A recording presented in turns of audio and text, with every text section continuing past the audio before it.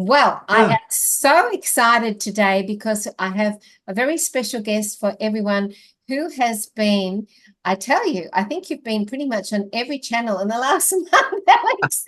Dr. Alex Ling's here, and he is absolutely everywhere at the moment, if you haven't noticed. So I'm very blessed to have Alex here and sharing with us his incredible experience of going to the zone of silence during the eclipse and his journeys through Mexico. And we're going to title this video today, Water Secrets of the Laguneros Descendants Revealed, and also after the eclipse. So all the information that has come forth after you have done that wonderful movement, the HUM movement, with Vivian, which I should mention as well, your wonderful wife, Vivian, and you. And I really want to share too that Vivian has had a awareness of the humming since she was a young girl. So this is like the, what's the word? The evolution of her soul's mission to bring this forth into the world, which is so exciting. I'm so excited that Vivian's soul is able to do this and to bring it out in a big way. So I really want to acknowledge Vivian for her wonderful soul's mission coming into the world now as well. So wonderful to see you, Alex. I'm so excited because you apparently have some wonderful information to share with us today, as you always do. And particularly after the eclipse, it's been such a huge event. People around the world have felt the impacts of this eclipse, and I'd love you to perhaps start by sharing with us what you found happened during the eclipse and afterwards. Welcome. Hi, Dean. Hi, everybody. Hi, Dean. Yes, thank you for having me today, and thank you so much for acknowledging Vivian's work. She has been doing, I have to say that quickly, she has had an amazing group in Glastonbury. So she had over 200 people who came to the event, and they all hummed on the tour, not on the tour, but on the foothill of the tour. It was an amazing. She did such an amazing job, and her speech was mind blowing. So many people were completely with her on it, and the energy was just amazing. So I was so proud, and so I thought, wow, that's really great, So without being patronizing, it felt like we were completely linked to the eclipse in between the countries, So it was beautiful. She did such an amazing job. So yes, but so we. When we arrived in Mexico, I never been in Mexico before, so that was my first time. And the first thing which I noticed that there was music and vibrant colors and food everywhere. I love that. I love vibrant colors and I love music. Yeah. So it was, even so we were jet lagged, we kind of, we definitely were spotted like the tourists, we were just standing and watching everywhere. And so then we went into the hotel. The first thing which happened is that we met Sasha Stone, who came with us to the desert with his team, which was Sky and his partner, beautiful partner. And then we kind of also met Eduardo and Yvonne, who are shamans and healers. They're just incredible people, very, very close to us. And Eduardo, Ricardo, Mexican Ricardo. We had a Ricardo as well, who was the scientist on our team, who was taking beautiful images of the water. So yes, so we went to the Zone of Silence. So the first day when we went there which was actually the day before the eclipse, because we wanted to go to the center of the Zone of Silence, and there's this amazing huge hill in the middle of it. And this hill is like in the center of the magnetic field. So we learned very quickly that that was an impossible task because the police and the military were sealing off the area. And we learned also that the hill was actually purchased privately by an American guy 2 years ago. So we didn't have this kind of information. So we had to change our plan. And we thought, okay, universe, we just kind of, you know, adjust, and that you just show us where we need to be. So, and then how it is with the synchronicity when you're on this kind of path, you know, it just kind of went all okay. I mean, we did try, really, we tried everything to reason with the police, with the military. You know, we tried every avenue to get into the zone, but it wasn't possible. So then we thought, okay, we can't go from this side, then we have to try the other side, which is a very inaccessible area. And a friend of ours, which is very, very close now, and one of those synchronicities, and I have to quickly bring him up, his name is Nestor, and his beautiful partner, Brenda. We met Nestor when we stepped out of the plane, and we went into the bus who took us to the next, we went to the flight in Terion, yes. So we went to the plane in this shuttle bus, and we met him on the bus, and we were there a day before. So we didn't have any accommodation for that night because our travel agency kind of messed it up. And so we talked to a group of people, and there was a young group, young people, and they said, oh, stay in our house. We have a huge house, you know, you can stay over. But then Nestor turned around and looked at us, and he said, you need to come with me. And he was very serious about it. And we all looked at each other, and we thought, okay. So, you know, a different country, just listening to this stranger, and he took us under his wing. He gave us the house of his parents where we stayed overnight. The parents stayed somewhere else. And he is the most incredible person. If there's any angels on this world, he's definitely one of them. So he is just an amazing, amazing guy. So, and he showed us actually the 4 lagunas, which are very close to the zone of silence and the desert where we went the following day. He showed us the lagunas firsthand, and he told us the story about the lagunas, which I wasn't aware of. So the biggest problem is, and I have to say that quickly because it's an important part, is that the cattle farming in Mexico is just exploding in that area. So there are many people who are opportunists, and they invest into cattle farming because the milk is quite of value. So the milk is quite well paid. However, the water is a big, big issue because they have to grow alfalfa, and they have to, of course, also water the cattle. So it takes 10 liters of pristine water, which comes from the lagunas, which they are using from the lagunas without permission. And it's a protected area. So to produce 1 liter of milk. And that is a really big problem because it hasn't rained, for example, for 1.5 years. And so the lagunas are shrinking every day. And there are outstandingly beautiful waters which have turquoise kind of centers, and it's for the sacred, it's a sacred ground for the laguneros, for the people, and that's why I'm explaining this shortly. It's their ground, it's their waters, their whole history is connected to water. The whole identity is connected to water.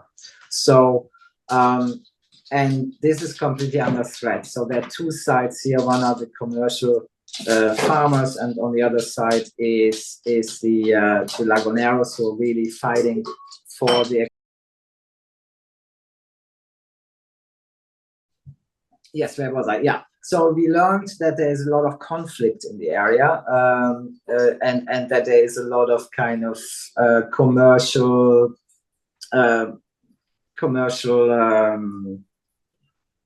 fight about you know, certain areas and stuff. Anyway, I lost my thread now a little bit. I'm sorry. Just coming back to it. So anyway, so then we had to go from the other area, coming back to the eclipse point. So we had to find a different entrance into the desert, into the zone of silence, and that was from the angle from the lagoons. So we took the different route. And the area where we entered was not accessible for our car. So we got stuck immediately in the deep sand. So we had to leave our car and the driver we hired behind. And then we jumped all on the truck from Ricardo, Mexican Ricardo. And he had a big truck, double cab. And so we squeezed in with 9 people into the cab. And we took the ride, which was about 20 minutes at least, through the deepest sand of this ancient ocean bed, which is 200 million years old. Absolutely an amazing area. And I thought, well, that kind of sense, because this is the ancient ground actually of the Laguneros as well. That is their sacred ground. And we found shells in the sand and all this kind of stuff. Amazing things. And then we met Sasha Stone, of course, because he was driving in the cab as well. And so we set up camp in the middle of the dunes. And there was already a camp from people there who were UFO people, from some famous kind of UFO person who set up the camp there. So we set our camp up a little bit further into the sand area, into the dune area. And then we were just doing the most beautiful ceremony with all of us. There were shamans, there were healers, there were all sorts of different people in the group. It was just like an amazing atmosphere and an amazing energy there. Oh, I've got a photo. Can I share the photo? Yeah, yes. Yeah. This one here. It's a lovely photo. Yes, that is actually the totality. And in the background is, that's Eduardo, who is honored.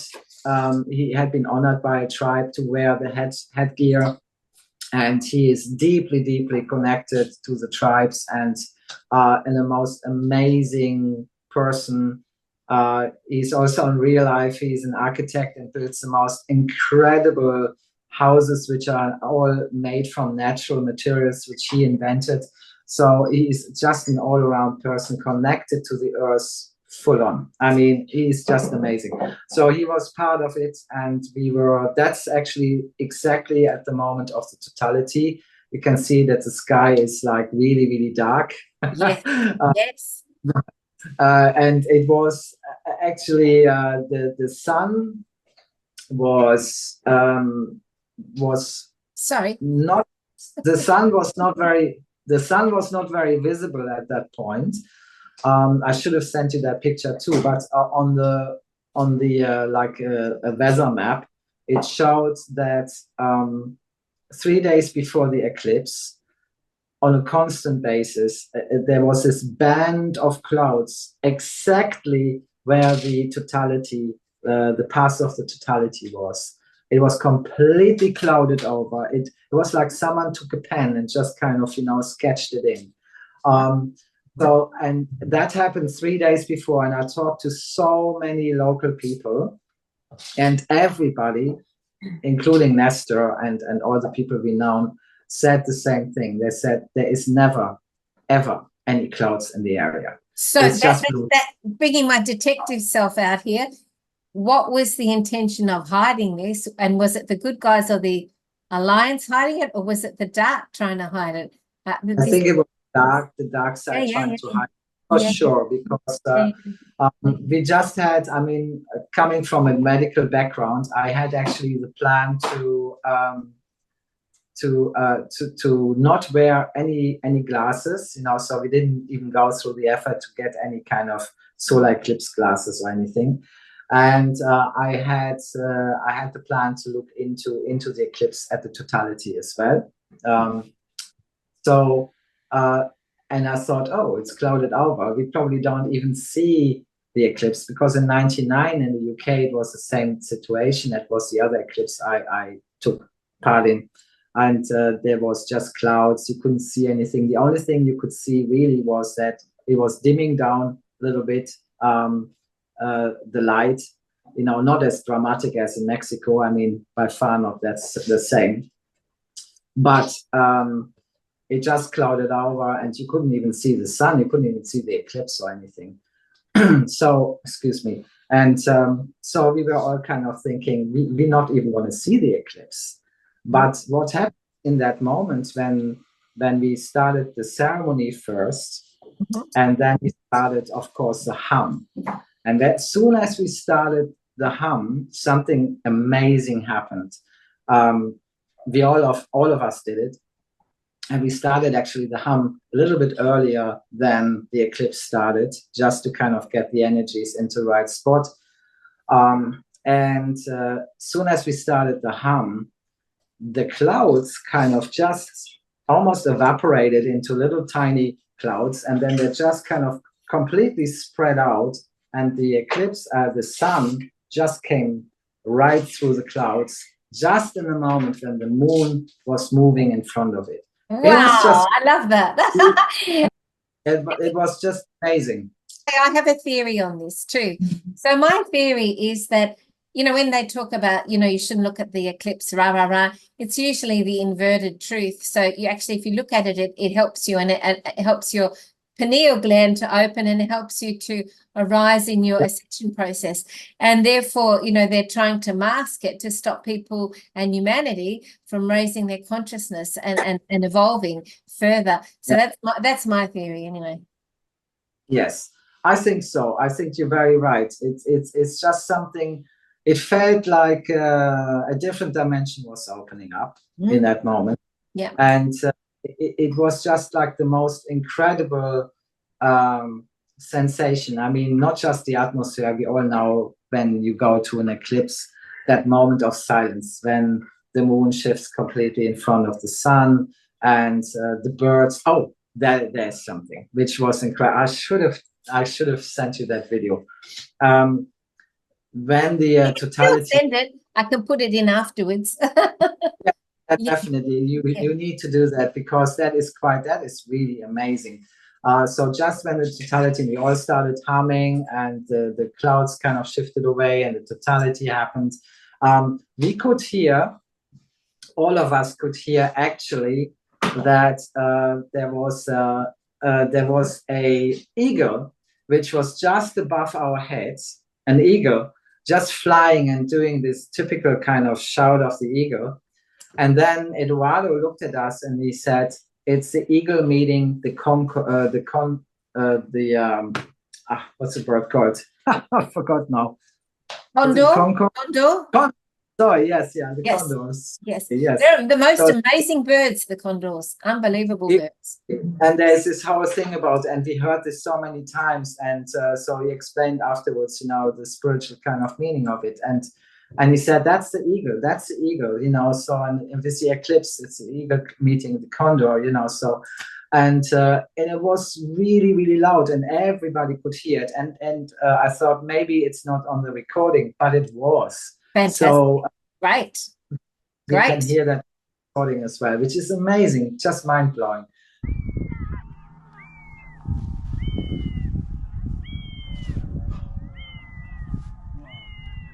Okay, guys, let's hum in a minute. Okay, are you all ready? Oh yes, go for it. Okay, let's hum. Let's do the hum now.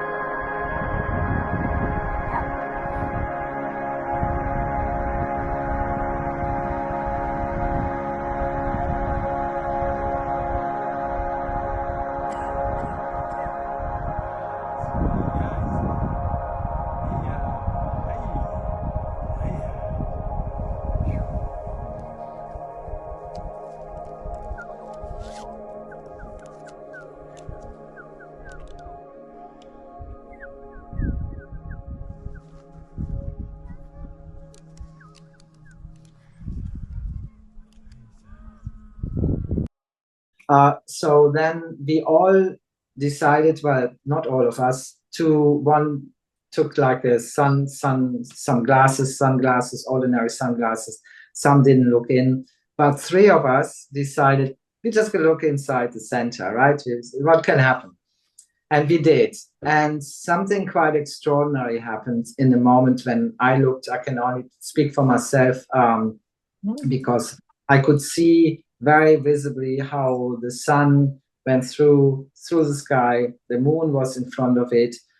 And there was just like that feeling that you weren't even in the same space anymore. It felt like we were transported into some different dimension. It was just like the most unreal, surreal, and beautiful situation or experience of my life. Wow, like a portal or a gateway into a new dimension.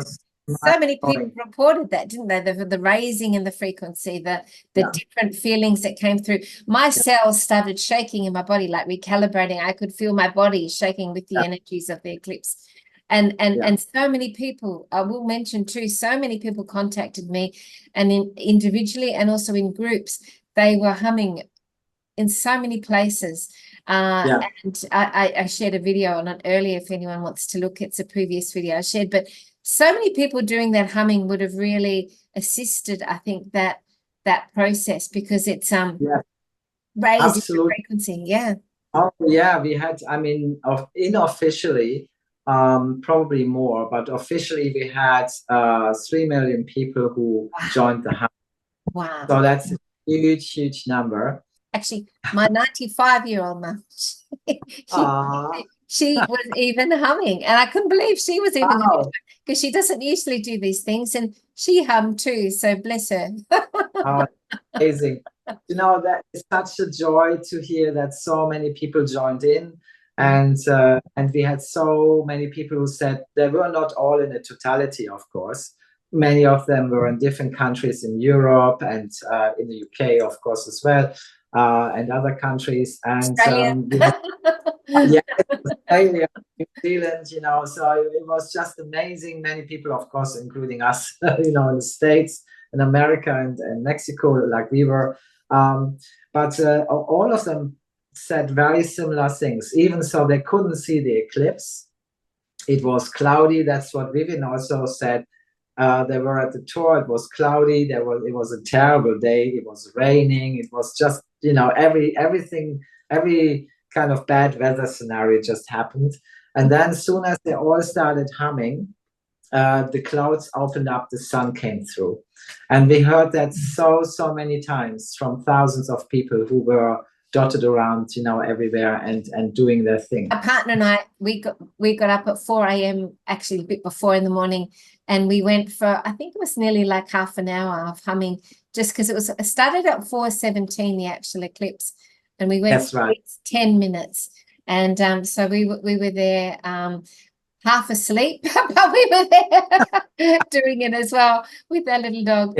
Oh, amazing. I think many people wanted to start earlier just to get the time completely right, because it was really difficult, and to pinpoint the time, there were so many confusing kind of things on the internet, and so we tried our best to just kind of narrow it down, but we did also give the advice, just start a little earlier just in case, and make it last a little longer. So I wanted to tell you as well that the night before, my Patreon community, we also did a humming, and we asked for the energy of it to go to the time when the eclipse happened as well. So you know, you can also do that, because time is not linear. So yeah, so that's really good too. Absolutely, you're right there.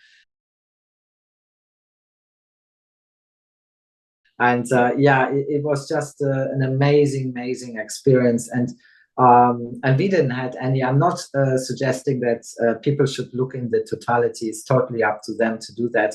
But I had no effects at all in terms of any damage to my eyes. But the one thing which I can say is, and while I was in Mexico and inside the scenario and looking into the eclipse afterwards, my eyesight is completely different. And I barely actually use my glasses, only when I'm reading or when I'm very close to a screen. I barely need to use my glass. Is that the same? Did you Yes, use? that's what I said earlier, inverted truth. So when they say it damages your eyes, actually what it does is it restores your eyes and Yeah, opens the absolutely. pineal gland. Yeah. That's what Oh, my theory was as well. So yeah. yes, you've That's, confirmed my theory. yeah. No, totally can totally vote for that. It's completely the opposite. And we all afterwards, I mean, when the wave came in, I call it a wave because we were in the ocean bed, of course, and everything. The sand was very bright and light, and you can see that on one of the other pictures which are sent over, I think. The contrast between the sand and the sky was just mind blowing. So amazing. And so when we were waiting for the totality, you could see from the distance this dark blue wave coming towards us. It looked like a tidal wave, tidal wave. It was massive. And because we were standing in this very wide ocean bed, which stretches about, I would say, at least 5 kilometers or so, across, and the length of it is just, you can't even see the end of it. So it is a very, very dramatic area, also known very much so for UFO sightings. That's why the UFO group was there as well. There is a cafe which we passed, and everywhere it's like images of the grays, It's a bit like Rose.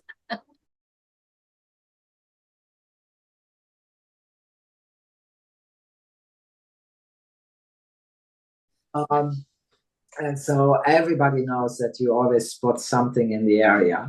But when of the totality, when it happened, this blue wave came towards us and it kind of surrounded us. And it was that feeling that light and dark was having a battle. That's what it felt like. It was really, really quite obvious. And then suddenly, when the diamond came out, and it was the most beautiful sight, and that's when I stopped looking at it as well. The whole dark was kind of sucked up like in a vacuum. It just went like, right into the sky, and it took all the darkness away, and then it was daylight again.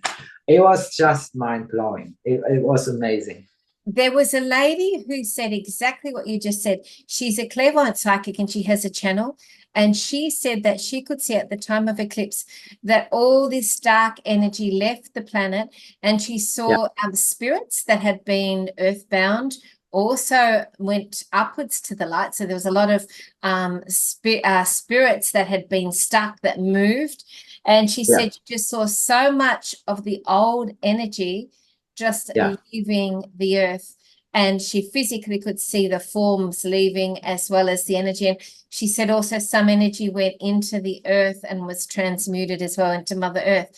So it was just fascinating how she described that she literally saw that as well, which is exactly what you just said. That's exactly what it felt like. That's exactly what it looked like.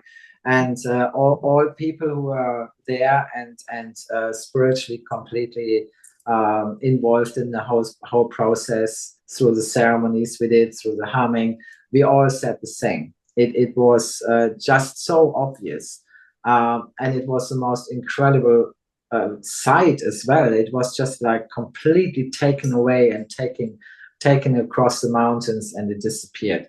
So it was, wow, it was really amazing. So something I will never ever forget. So after that beautiful event, we learned that the universe wanted us to stay longer in the desert because our big truck, or Ricardo's Mexican Ricardo, who kind of came with the truck all the way from San Miguel, he had a flat tire. And so our Ricardo, who's Italian, and Mexican Ricardo, they fixed it together, but it took them a good almost 3 hours to get the tire, because it's all soft sand and it's a big truck. So it took a long time. But in that time, we kind of went around, because there was the camp of the UFO people. They were doing their own thing. But on the other side, there were was like a Mexican Christian group. And so we didn't have much food with us, but we had a watermelon and we had a few big fruits with us. And so we walked over and we asked them if we could swap some of their food against our food. And it was the most beautiful. It just represented there how humans should be amongst each other. Yeah. It was just amazing. It didn't matter what kind of background they came from or what background we came from, what religion or what kind of belief we had. It was just an instant kind of, invitation, and we just got on really, really well, and there was no question about anything. We just helped each other. We gave our big melon and the other fruits we had, and they gave us as a return other things which they had brought along. It was just a beautiful. And after that eclipse, it was very symbolic, and yes. I really kind of appreciated that moment, and it kind of puts us all a little bit to shame in the Western world, where we are so detached from each other, and we are blind really to the people who are in need, and because we are so full of our own kind of worries and little problems we have, or bigger problems, and but there is another way, and that is unity, and that's just shown on a small scale how it should be. And that was a beautiful experience just after the eclipse. Yes. And then after that, we decided to go back the next day. So we were hanging out with Sacha Stone for a bit longer, and I was doing a show with him anyway, as a follow-up to the eclipse. And he is, by the way, many people have raised questions, and they said, is that wise that you, with Sacha and all this, and kind of suggesting that he's not, 100% or whatever. I can only say that there is nothing bad about this guy. That he's the most genuine, positive, loving, kindest guy I've met on this journey. Beautiful. Yeah, he's so devoted to what he does. Yeah. And he's just an amazing person. So, and we got quite close as well because of the eclipse, and we had a little bromance moment, which he admitted to. Like, okay, we have it, So, and his dog Dante, which is just like a little chihuahua. I can show you a photo. I've got a photo here of Sacha and Dante, and Dante's pretty cute. He carries Dante everywhere, doesn't he? I know he goes everywhere with him, It's so like me with my dog. I'm like that too. Here he is. I'm just going to share the picture. Yeah, it's an amazing dog. He was so full of life, and that's Dante. Very handsome scarf, might I add. The checkers really suited. He's so full of life. He was just running up and down the dunes, and he was so full of energy. He was also barking towards the eclipse when it started, and it's just amazing. And Sacha absolutely lost his dog. I mean, you can. I can relate. I'm the same with my dog. Yeah. These are two people which are very, very close to me. This on the right side is Yvonne. She is very close to the Lumerians, and so she works with the celestial masters, and she's a clairvoyant, but also into shamanism. She is incredible. I mean, we clicked immediately.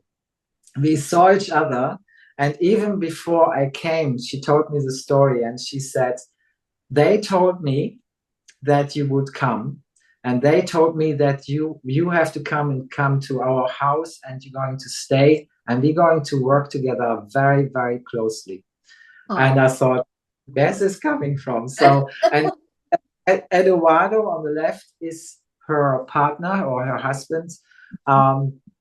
And they're the most sweetest people. I mean, they're so full of love. It's just, I mean, my heart just goes open just to see them here. And I really miss them because we spent almost a week after the eclipse, and after we returned from the zone of silence, we spent a whole week together at their house, which is in San Miguel de Allende. So the most amazing area as well. And so they are so genuine and so authentic. It was such a breath of fresh air to meet people who are not just trying to portray something they are not. They're just completely authentic. Beautiful. So yes, they're amazing people. Mm-hmm. And so we spent a little bit more time in the desert, and then we went actually to Mapimi, back to the zone of silence from the other end, which we couldn't get into the day before. So we then met. Here's an image, zone of silence sign. Yes, yeah, right, Zona del Silencio. So yes, a very kind of bare area. There's not much there, but there is, because it's so simple, the landscape, everything which is colorful stands out. Yeah. So they're the most amazing cacti and beautiful. Yes, that is quite funny. I have to say that quickly, because this is one of the outdoor shelters, so people can camp there, and there's like benches, and it's a roofed area, so you get shelter from the sun. There are like compost toilets there. It's all very basic, but very, very kind of connected to the earth. It's the most amazing experience if you go there to just connect, to just earth yourself, to ground yourself. And also in the night, the stars are just wow. So next to me, and that's why I'm standing next to that pillar, yes. Then you can see that it says Lucky Alex. Lucky. I couldn't believe it. I was standing there, and then my friend was taking a picture from me slightly further away, and he said, "Did you see that? What's on the pillar?" And I said, "What?" I turned around, okay, and so I turned around. And I was reading it, and I thought, that is so weird. I love that. So, yeah, so we took a picture from it. I don't know. It must have been someone from the eclipse who was there the day before, because I had a few people there from the family, and someone must have painted it on there. So it's just it's amazing. So we met in this area. Which is the Biosphere Reserve, is connected to that area. So there's a big laboratory, and we didn't have access immediately to it because everything is very, very restricted. So you need to talk to the right people. You need to get a permission, because the whole area is so protected, because of its uniqueness.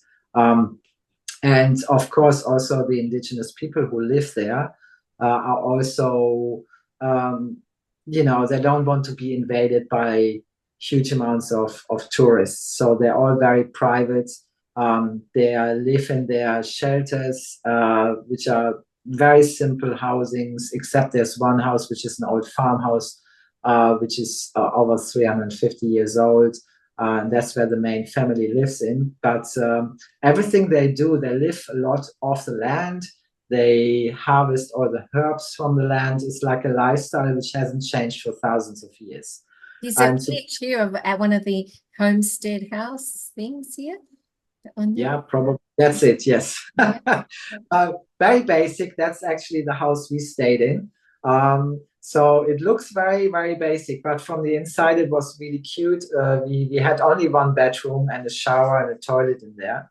We were very lucky to have a shower and a toilet anyway in there. So and there were 4 beds in there, and that was pretty much it. So you had to sleep together in one room, but you know, if it doesn't bother us, we are good friends anyway. Then there's an outside area on the left, which is roofed for, that's like the kitchen area, so you can have barbecues and things like that. Or if you're fortunate enough, then one of the natives will make you a meal, and that's what happens when we stayed there. We got invited into their family, and not just invited, they actually announced that we're part of the family. So how beautiful. Wow. I know, which was amazing.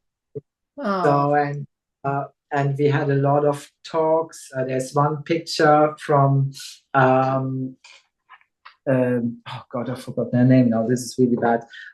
So she's holding a turtle shell up. Yep, I've got it here. Yep. I think her name is Sylvia, I think. So she's one of the people who lives there. Yeah, that's it. It's not because they killed the turtle, it's because they found the turtle, it was dead. And they often find shells, you know, when they find any turtles which are in the area. So they're also protected. But the problem is what I said earlier, that the water is receiving, and there's not enough water for the turtles to survive. Wow. And these turtles are very, very special. So they are like protected species. But because the water hasn't rained for 1.5 years, as I mentioned before, and so there's a lot of deaths amongst the turtles at the moment. So, and that is a real problem, because the turtles are really unique to the area. So we instantly kind of thought, it was just in my head, because they're just a small group of people.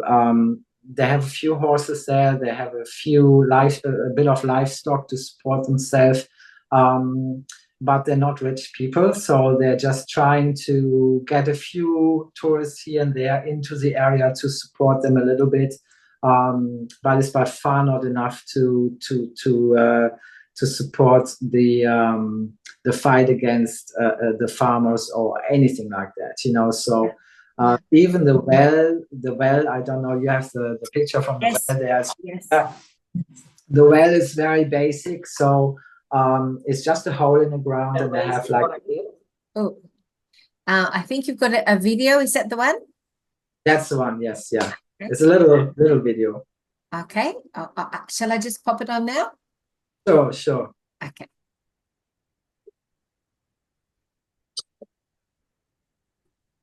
Yeah, that's me disappearing into the hole. Obviously not claustrophobic. I don't have problems with that, but it's 8 meters deep. It's quite a deep climb down. So when I climbed down, actually what I did is I was collecting water samples, and we collected over 200 water samples from different wells and springs from all these areas which we visited, to then semi-freeze it. Our scientist Ricardo, he is an amazing guy. So he invented this new way of extracting information from the water. I talk about it in just a minute. Just wanted to say, to put the story right, I'm not the total hero in this extraction of the water. I had to come back up actually out of the well, because I could not reach the water. It was just too deep, and the ladder was very short, and I couldn't find the strength to pull myself up, because I had broken ribs previously and all this. So, but then we asked if anybody else would be suitable to go down there. And Joelle, who came with us, who is also a friend of mine, she's very slight, very skinny, and she's just like, yeah, I do it, you know. So whatever you chucked at her, you know, she was doing it. Is that And Joelle so there? Is that Joelle there? that's right. That's okay. So that's me, of course, and Joelle in the background with the Yes. curly hair. Yes. She's amazing, just like a female Indiana Jones, you know. I love that. Go, Joelle. Then we have Riccardo Ansel, which is in the front. He's an Italian scientist, an absolute genius when it comes to frequencies. So we have an amazing team then in the background with sunglasses. That's Ian Winston. He came with us, who was the calmest solid rock in it all. So he kind of earthed us nicely when there was a situation which was getting a little bit heated or something, not amongst us, but amongst the situations we got ourselves in sometimes, because we went into completely unknown territory there. And on the right side with the cap on, that's Nestor. That's the angel we met just on the shuttle bus. He is just an amazing guy. We all love him to bits. So that's the team. And we were traveling mainly just the four of us without Nestor, because he had to work as well. But yeah, we went through all these amazing areas, and we got invited by these indigenous people. They are descendants of the Eretillas. The Eretillas are the Laguneros. They are the lake people, and in their folklore, they are half fish and half human. So they're like mermaids or merwomen, mermaids and mermen. So in folklore, and the whole area of the ocean bed and the whole area in the zone of silence used to be not only ocean, but also they have lagoons or had lagoons there. And the lagoons are still in existence. That's what we talked about earlier, just outside Mapimi.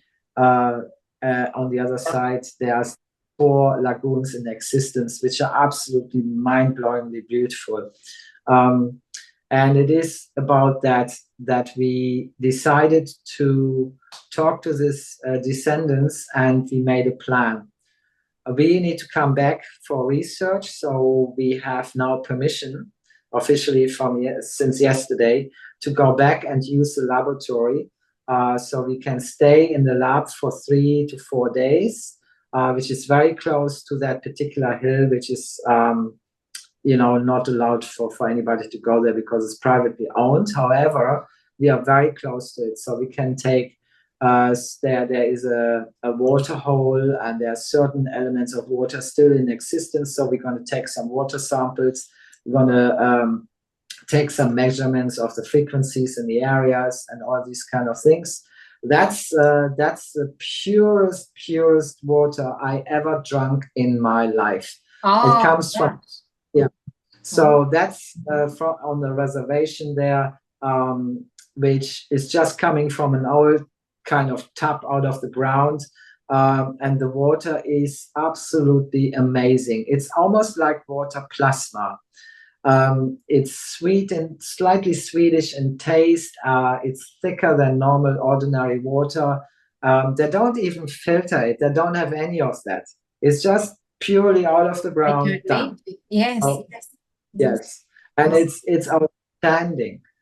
So when we took the first samples, we have taken photographic images of the frozen water, and I think you can. Well, there's you on the computer there.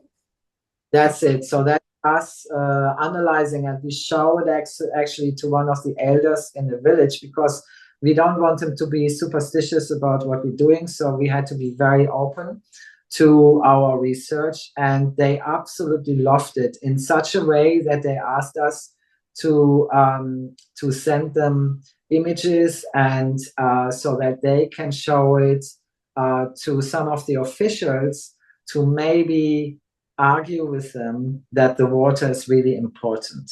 So we're going to work together with them. We have also decided to put a lot of funds towards them. Every talk I'm giving, and I'm going to travel quite substantially.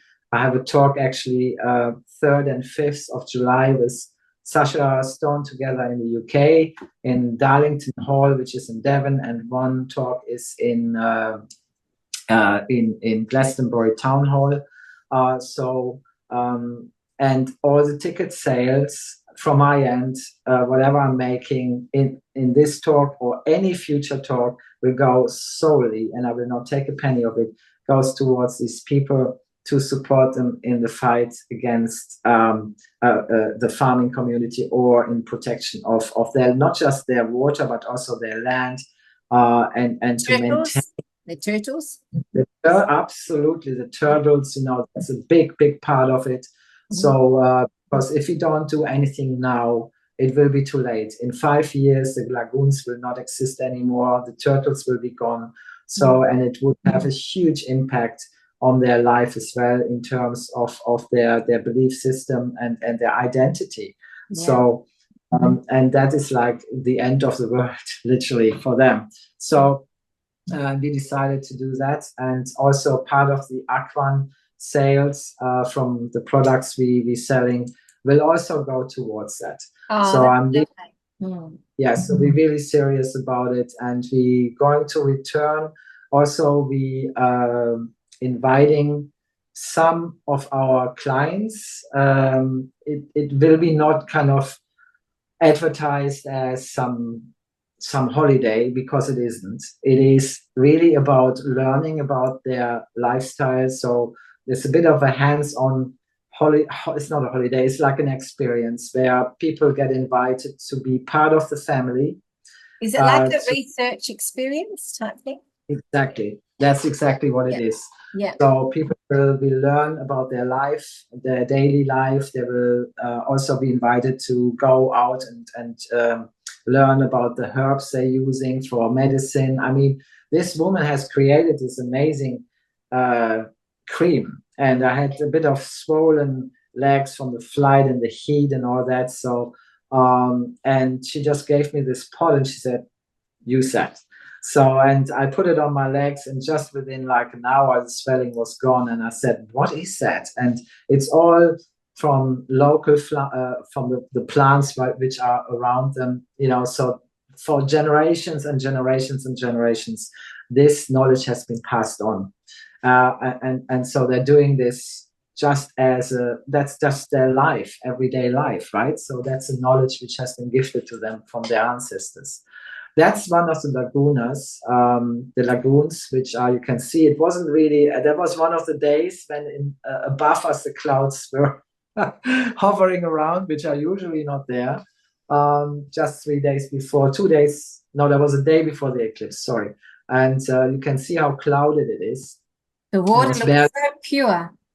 It is absolutely amazing water. And that's one of the sacred grounds. And usually the water is much more extended in the areas, and it's going down and down. So, and that's because the farming industry is just sucking up the water without permission and just giving it to the cattle. And they shouldn't be there in the first place. It's a really bad choice. It's almost like purposely positioned to destroy their habitats. So. And these people are, for them, the water, of course, is a connection to the cosmos. It's like a mirror image, so, and we learned that a lot in Mexico. We also visited a pyramid there, which was near San Miguel. I don't know if there's an image there as well, or I don't know if I've sent it. But the floor of the pyramid in front of it, like the courtyard, is huge. And they had like a little drainage system on one of the corners. And I immediately asked the guide, I said, we had a private guide. He was an amazing archaeologist, very open-minded, and totally understood where we were coming from. And he said, yeah, you're right. In all the pyramids, there was water in the courtyard. It was flooded for the ceremonies. It was a mirror between the earth and the sky. So, and that was the purpose. It was the frequencies, it was the energies. So, all of them without fail, all the sites are connected to water. Fascinating. So Well, I have yeah. a couple of images here that I think are really important. The one behind me is not here for no reason. This is looks like a frame and a picture, but it's actually the most amazing image that I'd like you to share with us what this image is. And I'm going to bring up the full one on the screen. Yes. Here we are. Yeah, that's right.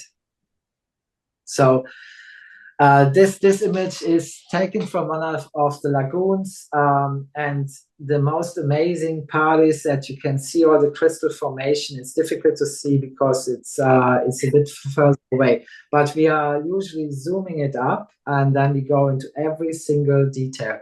And you can see here on the lower parts, on the lower part and the upper part. That's the important part.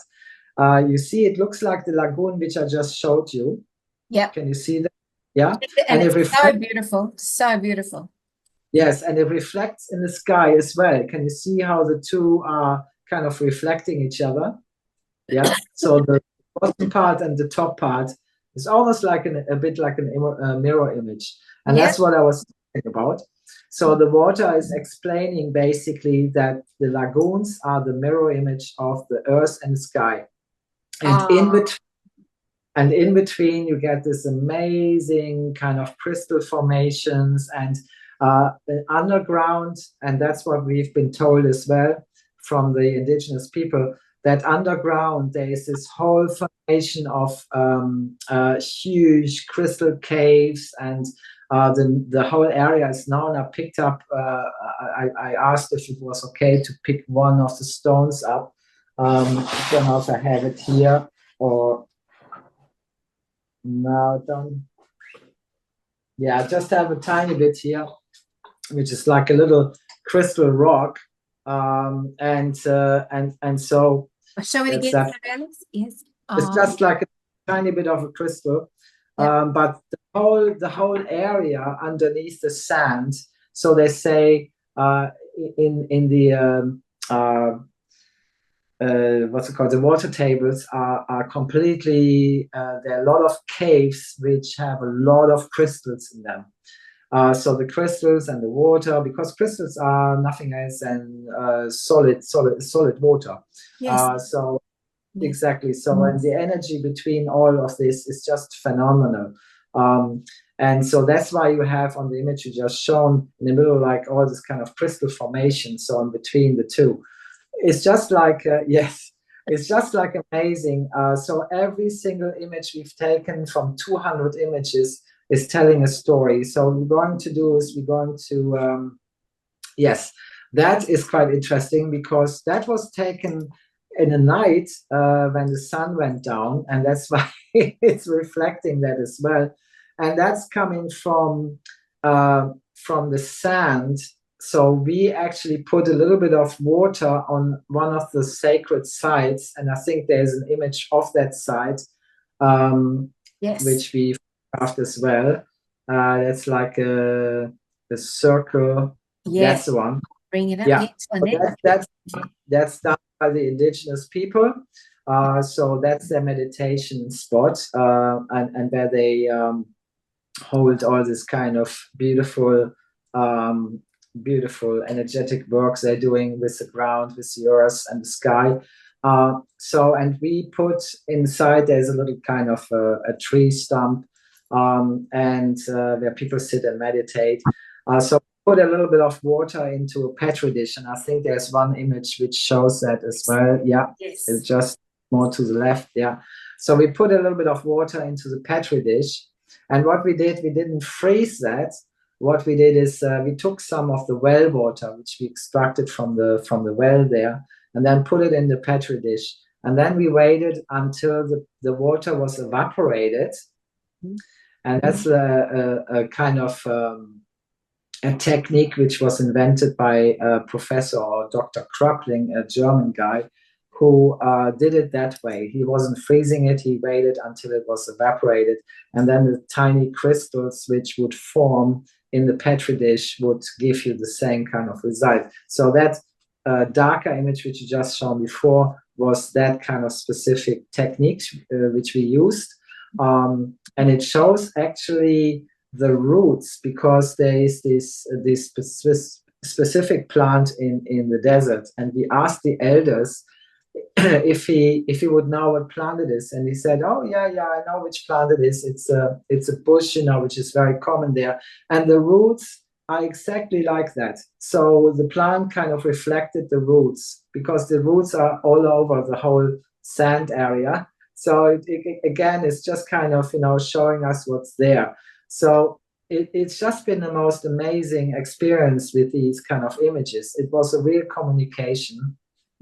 The one which I haven't shown yet, which I will send you so you can put it up as well, is the one which we took from at the moment at the eclipse. We had some water in the center where we were in our circle and did all the ceremony and all that. We haven't got it. You haven't got it there, but I will forward it. And that's the one. Yeah, in that moment we had in the middle like some water. And we analyzed that water as well, took a picture from it, semi-froze it first, took a picture from it. And it shows so much what's going on, because it has a dark wave kind of coming like the eclipse. It completely mirrored the whole event. And it's shown the eagle, which we heard but didn't see. I mean, the eagle was the most beautiful rainbow colors and really colorful.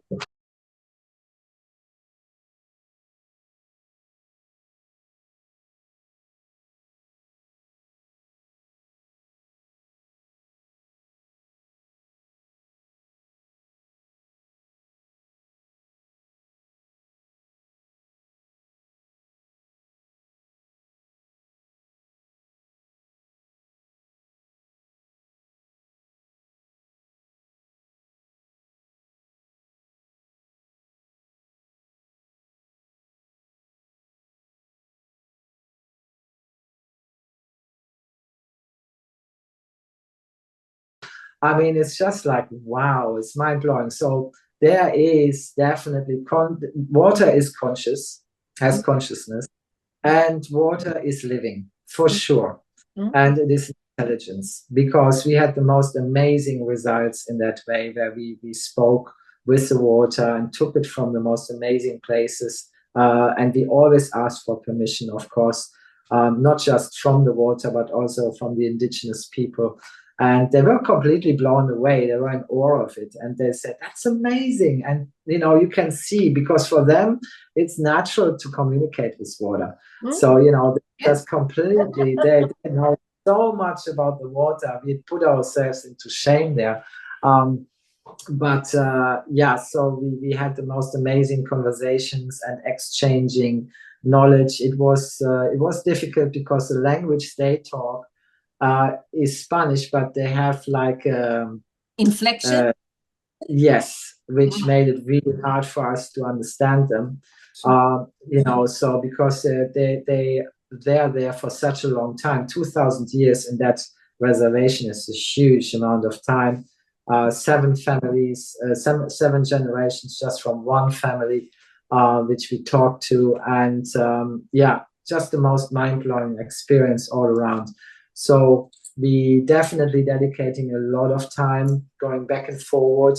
We will give the opportunity for a very small group of people of 5, maybe 7, that's it, to come with us and to share that experience. But we haven't got a clue yet how to do that. We have an idea.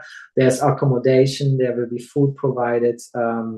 It's all a very close kind of family situation. So it's a one in a lifetime experience for people to be part of these indigenous groups. And we do this just ever so often. We don't want to put a strain on those guys, but they are desperate as well to get acknowledged and to get support. And so we have to just find the right middle ground where we can do this. It's not going to be like a holiday, you know, as you know, this is just an experience. It's like invitation into their lifestyle, you know. So beautiful, beautiful. Yes. So we're going back. If I lived Yeah. there, I would come. If I was in your part of the world, I'd come. But I'm so far away. But yeah, that would what an incredible experience it would be. So beautiful, and the heart connection that you would have with these beautiful people would be one of the most beautiful things as well. I can imagine. So that would be gorgeous. Can I ask a question? What are the implications for your water research that you're doing here with Aquan? Is it going to be interesting? Very much. Yeah. It's so important to us because we're learning from the purest sources of water. So it's not just taking some nice, pretty pictures. This is about learning about the structure of water, what kind of frequencies are influencing these kind of waters, and how we can possibly not replicate it because we're not being able to do that, but enrich our water with some of the blueprints of these original sources. And that's exactly what we're doing. So our beautiful, perfect kind of genius, Ricardo, who is working day and night to find a better frequency, just to kind of, it's not just about frequencies, it's also about the making of Aquan. So while we were there, we learned, for example, that they keep all their water in this amazing clay vessels, right? And it keeps cool in it. It's also, I researched it very quickly and I thought, wow, that's amazing. It's a hormone balancer. It's antimicrobial. It induces a huge amount of oxygen into the water at all times. Because we tasted the water, we also took a sample from it, from this 300-year-old clay urn, which they're using to store their water in the kitchen, right? So, and this massive thing which holds about 50 liters or so. And they just kind of scoop it out and drink it and use it for cooking and everything. And so we were blown away, and I thought, because we are trying to find new ways to create a better Aquan, we're going to go down that route. I'm going to have some clay vessels made, especially because I don't want it to have any chemicals in it or anything else which is disturbing the water or could imprint on the water in a bad way. But I think that's the way to go. So we have these kind of tanks we have at the moment replaced with these older, they're not old, but it's an old idea of using clay vessels. So that's what we're going to use. And I think we can. With that, because I know that many people say that copper is very good to hold your water in as well. Is that something that you've looked into as well, copper? Yes. Yeah. We have looked into copper. Yeah. There are two different things with copper because yes, so it can be really, really beneficial. Copper. Many of Schauberger's devices were made from copper to restructure the water. That's the same principle as we using, except we using glass, so to avoid any contamination. But with copper, there are some points which are good and some points which are not so good. So we have looked into that. And between the two, it was really like, do I use copper or do I use clay? But talked to the indigenous people and they said we wouldn't use copper. And I said, why wouldn't you use copper? And they said, well, copper after a while has a certain residue. And it can be like a metallic sort of residue. Exactly. Yeah. Exactly. I said, clay is earth, right? That's where water is the best. And I said, that makes sense, So it was just a simple answer. They're very simplistic in their kind of explanation. And I thought, yeah, you have a good point, So that goes with me as well. So we decided to use clay, just because it really structures the water, keeps it structured. It's the form. The vessel, the kind of shape they're using, so it stays constantly structured anyway. We have Schauberger eggs as well, which we are using in the water bar.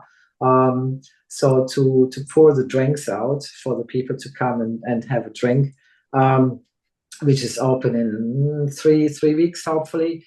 So we have 5 of these Schauberger eggs, and they are made from ceramic as well. And it keeps the water really cool. It keeps it clean. There's no way that anything can contaminate the water. So it's I think the best way of doing it. So we're upgrading our production to these kind of using ancient methods and modern methods. Wow. And that's what I wanted to do all the way along. I wanted to bring the two together. So watch this space, because Aquan will be upgraded and it will be different. Slightly, not kind of different, but it will be taken to the next level. We said all the way along that the first Aquan was like the introduction, and now it's time for the next step. And the next one, that will be so amazing, and it's going to be ready in about 4 weeks. I'll let you know, and we do maybe a little show just before we release it. But it's gonna be something really special. So all our knowledge from these images, the communications with the water, everything we know from those people as well, what we learned about the water, how to communicate with water, and how to also more importantly align ourselves again with the source of the water, which originally came from the cosmos. So, and that is a really important point.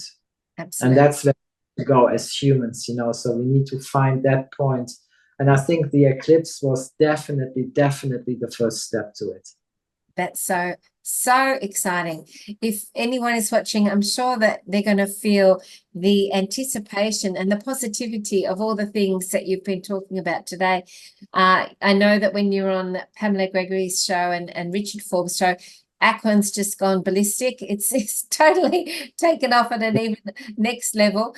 And so that's really exciting. I'll leave a link below if anyone wants to order Aquan. There's a link below in the description. And I'm very excited to see where all this goes to, Alex, with this wonderful research that you've been doing. And it's also really beautiful that you're able to put the proceeds towards this really special community as well. And if anybody wants to follow up in some way, support this community, donate to this community, or contribute in some way to this community, is it possible for me to leave? Well, perhaps they can contact me, and then I can get them in contact with you. And yes, we got that very. It's not a charity, but it's a group which is connected to that, which we just had the permission to basically raise funds for these groups, or for this specific group, and for the turtles, of course, more importantly. I love turtles. Turtles are so special. And it sounds like they're a very particular type of turtle that is very unique to this area, which is very important to maintain this species. Exactly. And there are some people who try from the outside to help, but there's nothing consistent. And for some reason, I mean, most of the attention goes to Bacala, which is a different lagoon, and is very much known because of its pristine water. It's almost like a plasma as well. And that gets a lot of attention and a lot of people, because it's close to the beach, it's close to where people as tourists would go anyway. But this area is kind of, it's the only there are only 2 lagoons in Mexico, and that's the one in Bacala, and the other one is there, where we've been near the zone of silence. But this one doesn't get any coverage from no one. The other one gets a lot of coverage from celebs, from people who are having second homes there, because it's a very beautiful area. But there in the desert, there's not much, for people to come to. There's no beach. Even so, I must say I'm a total beach person, because I live near the beach. But I was blown away by the beauty of this area. It's so simplistic, but it's like that's where you meet the real you. because there's nothing else, you know, there's nowhere else to escape. Yes. It's like a real kind of communication with yourself and nature. Absolutely amazing. Yeah. Authenticity. So Beautiful, beautiful. Uh, well, I absolutely love what you're doing. And I'm also really excited that I was able to be the first person that you were sharing this wonderful information with. So yes, I really of thank you course, for that, because I know you're super popular at the minute. So thank you. Thank you for that. only That's by really helpful. default. Say that again. Only by default, you know, I'm just talking. Oh, well, people love you. You are, Um, speaking of authentic, you're very genuine, authentic, humble, and doing incredible work on the planet. So, thank you yeah, for that. It comes from your heart, and that's really beautiful. thank you for that. And thank you so much again for promoting the hum. And it was so beautiful that, I love how we kind of fused it together. And I think that this is not the end of it, by the way. And I No, want people to know that we didn't just had a hum at the eclipse and it's all going away. We are we are going to have these kind of events where we're going to use the hum and recreating the energy, you know, so good as we can to circulate it, because this vibration about from and the frequency of the eclipse is circulating this planet for at least another 11 months. So yes, it's really, really crucial that we all keep it up. Don't just let it flatten out, you know. So this is the point now where it counts more than ever to keep the vibration up. yes, That's what's really, really important. So please, everybody, just you don't have to do the hum if you don't want to. Of course, there are other ways of tuning in and keeping the vibrations up. But please support this planet. Please unite. Get humanity to unite. That's the main point. Let us not go back into being controlled and all this. I think we turned a beautiful page into a beautiful future. So let's just go for it. very exciting. We'll finish there on that perfect message. Thank you so much, Alex. So wonderful to join you today and hear this incredible news. Thank you. Thank you so much for having me. Thank you. And thanks everybody for listening and supporting. Thank you so much. Thank you. Bye.